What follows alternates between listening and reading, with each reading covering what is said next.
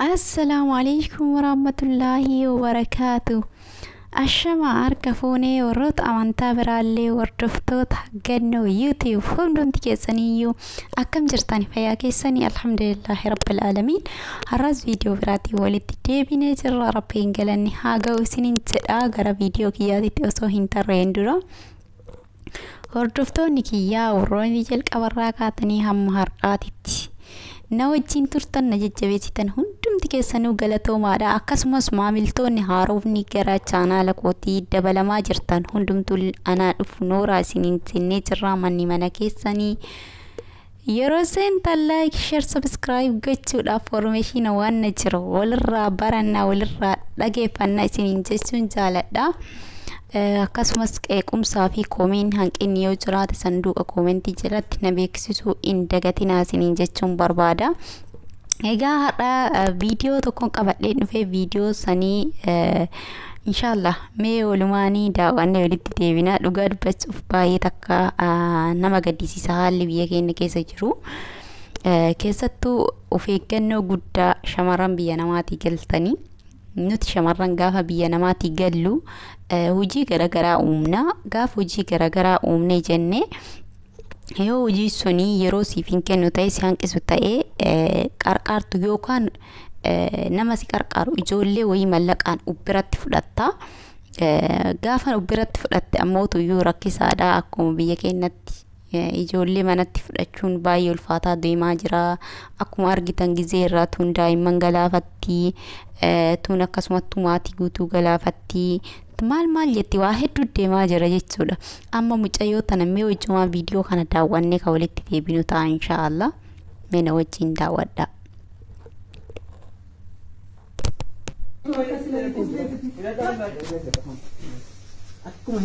Borsana kasture wasila? Oi.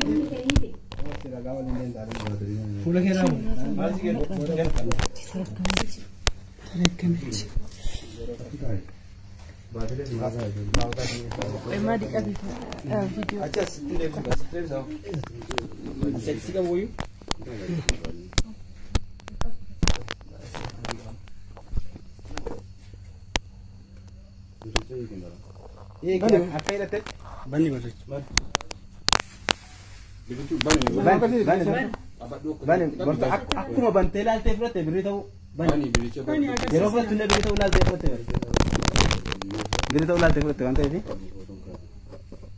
sirriitti banii ilaali. Birriin kun sumaaf ilaali.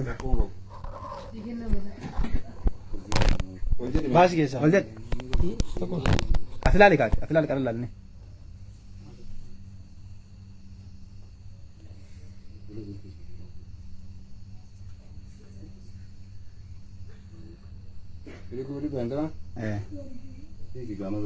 Hiki birich keessa maal fufuudhi bishaan keessa buusin mati keessa maal fufuudhi yaasi keessa akkuma fuuteen gara yaachi kakaa laannoo sidasi nolo malee sidasi sassaabeni walirra nagee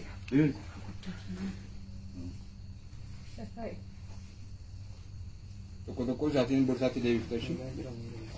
Apportii isa jira bortii keessa.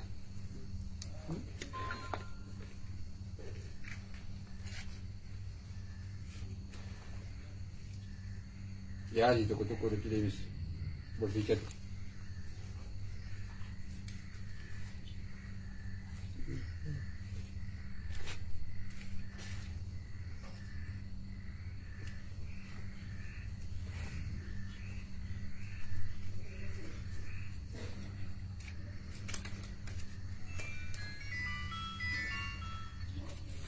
Hello.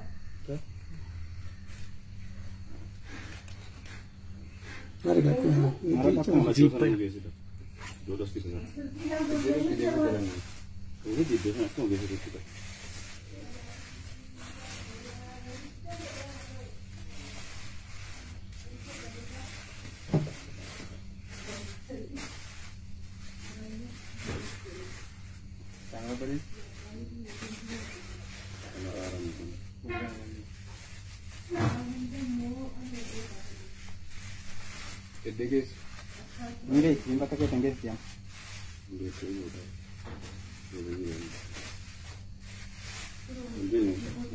Pula ke? Pula ke Azlan? Azlan.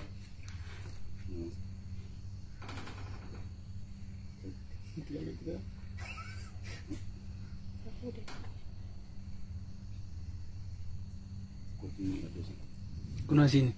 Puli bakal bakal. Mana ini fajes. Garakam dulu sih. Dulu sih deh. Enggak sih, gefi bakal usah kami. Bakal akat sen.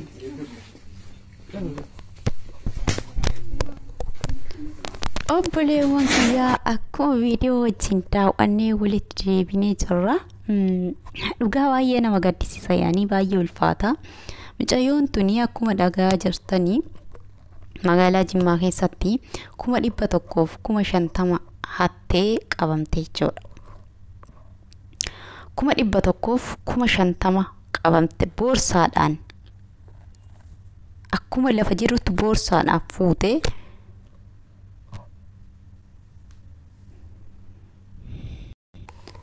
boorsaadhaan akkuma lafa kaa'ametti fuutee peestaala keessa gootee martee osoo deemaa jirtu qabamtee jechuudha. Mucayyoon tuni hojjettuudha, yaani manatti hojjetti.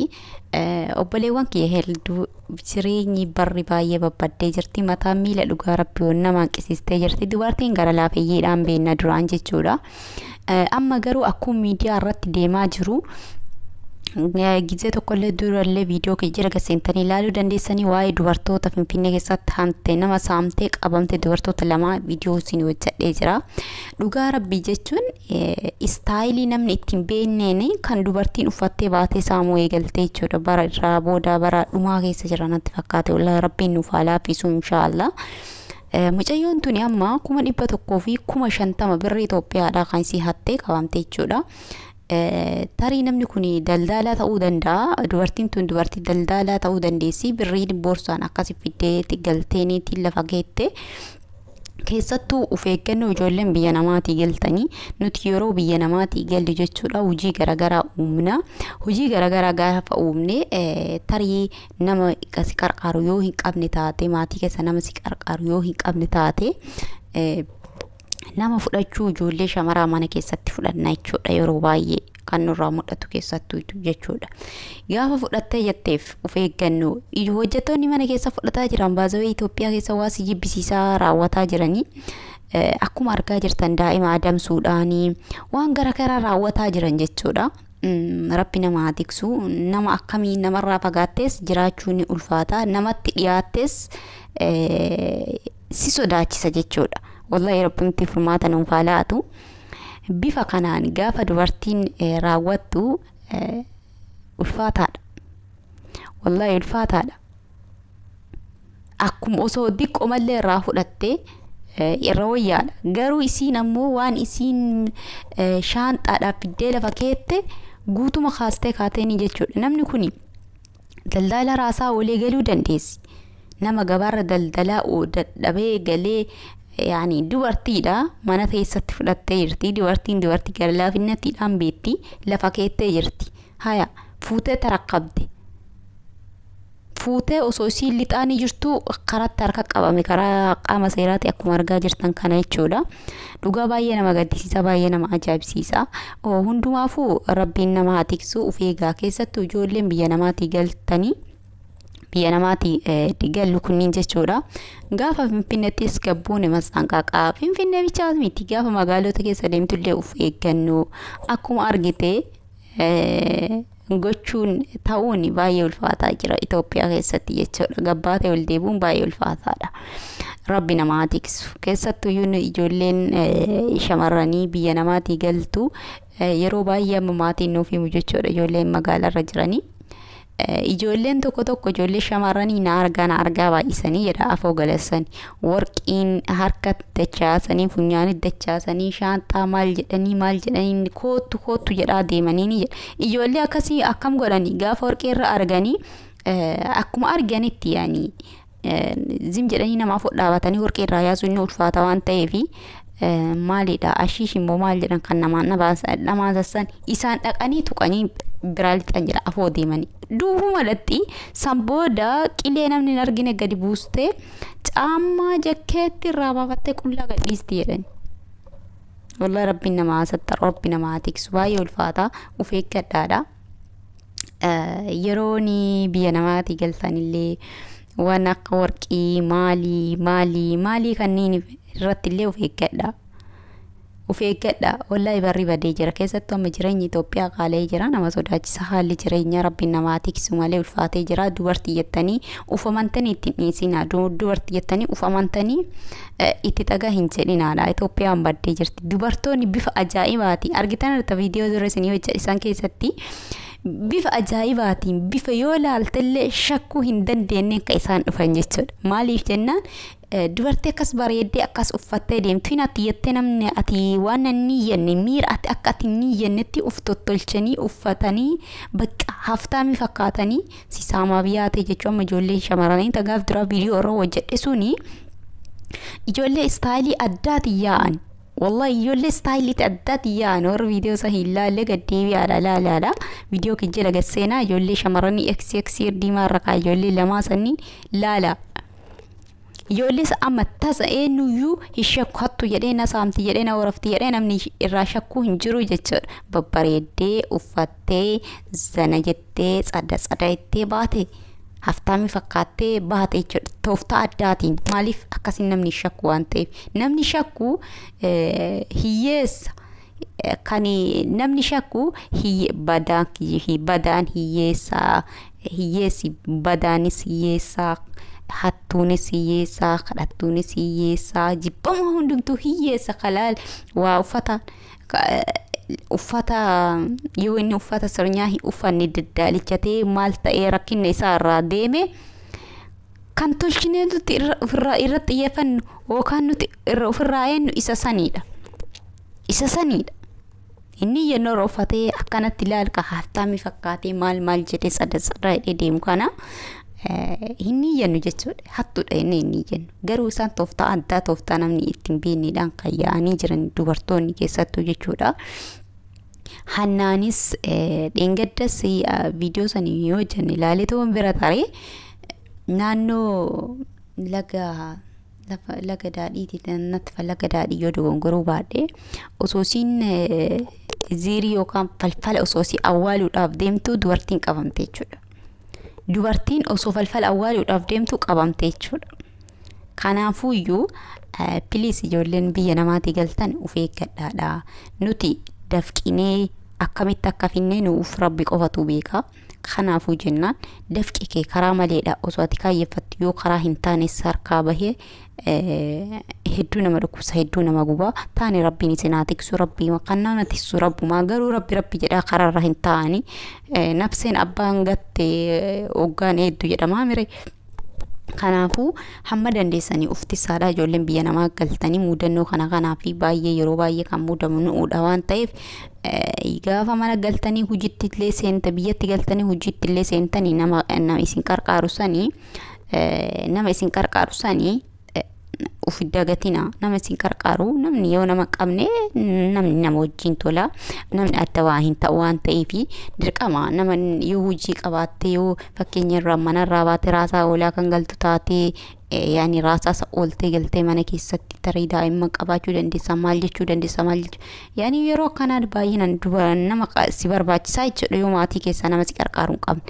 Kana jennaani nama sanis eeggadhaadha nama keessa beektan nama isinirraa hin